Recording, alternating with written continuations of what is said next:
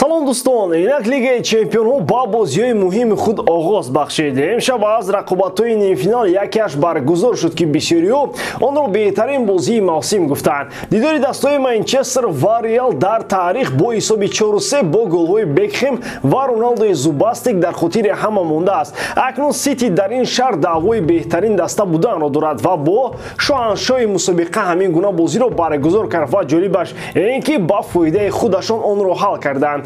ҳамон вақт Манчестер Юнайтед ба мағлубият рӯбарӯ гардид. Бозии имшаба чӣ гуна ҷараён гирифт? Мо дар охири видео гап мезанем. Аз шумо лайку комментария ва аз ҳам муҳим ба канал обуна шудан талаб карда мешавад. Акнун дар ягон ҷо поза ёнбошро гиред ки давомаш мошни мегузарад. Дӯстон, бозиҳои Евроҷамҳо идома дорад. Дар Лигаи Аврупо Вест Хэм Айнтрахтро пешвоз мегирад ки ин даста Барселонаро аз турнир паронд. Дар Лигаи Конференсия Рома ба меҳмонии Лестер сафар мекунад. Маурино дар роҳи гирифтани ҷоизаи навбатиаш мебошад. Ба ғайр аз Евроҷамҳо моро бозии калон дар Премер Лигаи Англия интизор аст. Дар Олд Траффорд Манчестер Юнайтед бо Челси вомехӯрад. Оё Роналдо голзании худро давом медода бошад? Тамошои бозиҳоро бо 1x ҷолибтар кунед. Регистратсияи осон, пур кардани маблағ аз томи гӯшаву канори дунё, вале аз ҳам муҳим бонус то $100 дар аввалин пардохт бо промокоди AMG 0777. ссилкаи бозӣ дар комментария. Ба ҳама муваффақият.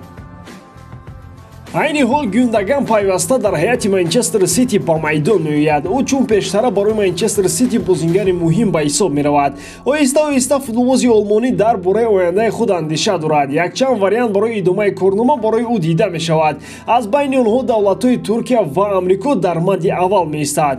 Варианти идомаи карьера дар кишвари Туркия барои ман хеле ҷолибу диққат мебошад. Сабаби ин гузаштагон ва аҷдодони ман ҳастанд ки аз ин кишвар мебошанд. Ҳамчунин Иттиҳоди Муттаҳидаи Амрико ба ман хеле писанд аст. Ман чанд маротиба рухсатии меҳнатиро дар ин кишвар гузаронидам ва метавонам ишора кунам ки яке аз кишварҳои дӯстдошта барои ман ҷиҳати идомаи карьераам мебошад. Ишора кард Гюндаган дар яке аз мусоҳибаҳои охири худ. Хосеп Гвардиола дар замони сармураббигии худ чандин футболбозони бомаҳораттаринро ба арсаи майдонҳои бузургтарин овардааст. Ӯ дар футбол монстрҳои ҳақиқиро сохтааст. Яке аз чунин бозингарон Илкай Гюндаган мебошад. Бо тағйиротҳои хоси тактикӣ ва баъзе аз ҷузъҳои дигар мураббии каталонӣ Гюндаганро ба яке аз бозингарони беҳтарини замони худ табдил дод.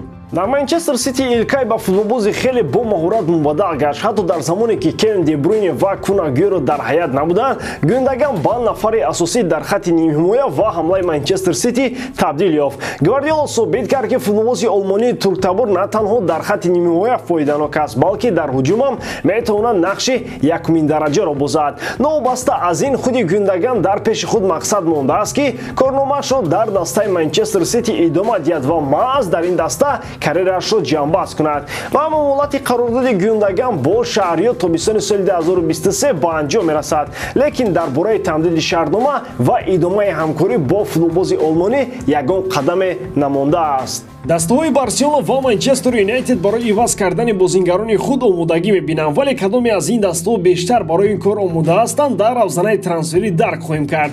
Баъд аз он ки Эрик Тен Хаг сармураббии нави дастаи Манчестер Юнайтед таъин шуд, ӯ ба Англия ҳолу наомада собиқ бозингарони Аяксро ҷамъ карда нест. Бо онҳое ки Аврупоро ларзон, яке аз вазифаҳои аввалиндараҷае ки Тен Хаг дар пеши худ гузоштааст, овардани Фрэнки де Йонг ба дастаи Манчестер Юнайтед мебошад.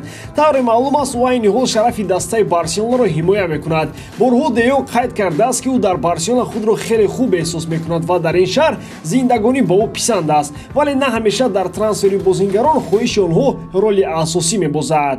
Агар Манчестер Юнайтед маблағи бисёр калонро пешниҳод кунад, клуби каталонӣ барои беҳтар кардани вазъияти молиявиаш метавонад ин пешниҳодҳоро қабул кунад. Айни ҳол хабарҳо на дар бораи фурӯши ин футболбоз, балки иваз кардани ӯ ба ду футболбози дастаи кишвари Англия мебошад. Гуфта мешавад ки Фрэнки де Йонг ба Манчестер Юнайтед омада тавассути роҳи баръакс бошад, Маркус Решфорд ва Алекс Телес меравад. таваҷҷӯҳи Барса ба Решфорд хабари нав нест дӯстон. Дар ин бора пештар ҳам гуфта мешуд. Телес бошад барои иваз кардан Жорди Алба лозим мебошад. Айни ҳол дар Барселона ягон нафари арзандае нест ки дар осеб доштани Алба мавқеашро бигирад. Бозингари португалӣ бояд ҳамин мавқеъро беҳтар созад. Агар кор то хариду фурӯш расад, арзиши бозингари нидерландӣ 70 миллион евро гуфта мешавад. Барселона дар ин масъала хомӯширо ихтиёр кардааст, вале ин хомӯш истоданҳо танҳо то пешниҳоди маблағи ангуфт шояд бошад.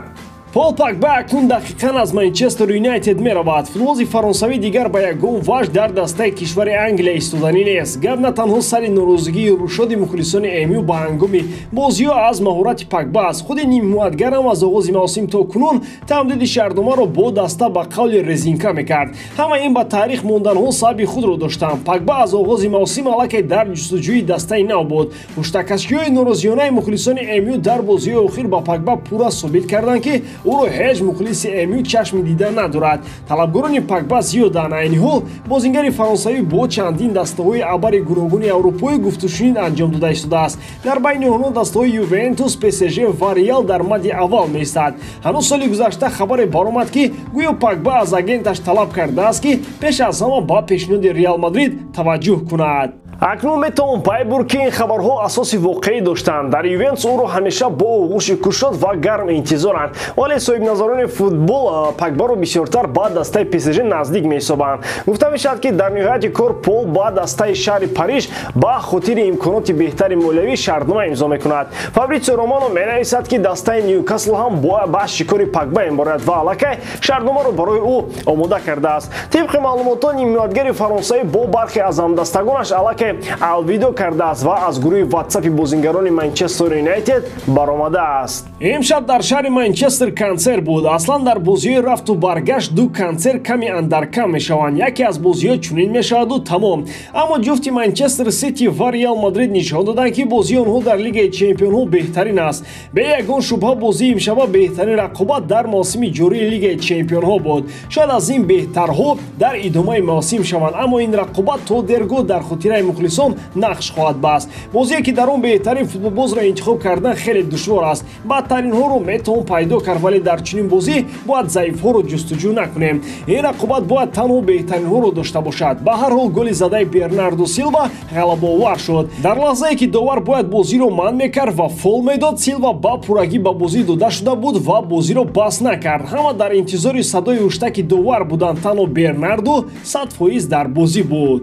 арши Реал Мадрид ҳамин рақобат буд. дар томи рафти мавсим бозии на он қадар боварибахши Реал бо натиҷаҳои беҳтарин ҷуброн мешуд. бо чунин бозӣ дар хатти дифоъ танҳо аз 3 гол зиёд хӯрдан мешавад. голи аз ин камтар мушкил аст, аз ин зиёдтар ба осонӣ. ва аммо маҳорати аз ҳеҷ чиз имконияти голзаниро пайдо кардан талантест ки Реал аз Суперлигае ки худаш танҳо он ҷо иштирок мекунад гирифтааст. тактикаи Реал ин характери Реал аст. баргаштан аз он дунёро дар ҷараёни бозӣ танҳо Реал Мадрид метавонад. кали зирак дар ин бозӣ ғалаба кард, аммо ин танҳо як муҳриба буд. ҷанг идома дорад. консерти навбатиро дар Сантьяго Бернабеу мебинем. 4-3. раҳмат Манчестер Сити, раҳмат Реал Мадрид, раҳмат футбол. ма ҳамин таом дӯстон, бори дорам ки эҷодкории ман ба шумо писанд меояд. лайк, комментария ва дар канал обношдаро аз ёд набароред. бо шумо мисли ҳар вақта Муҳаммад Гаиров. хай бародарон, дар паноҳи Аллоҳ.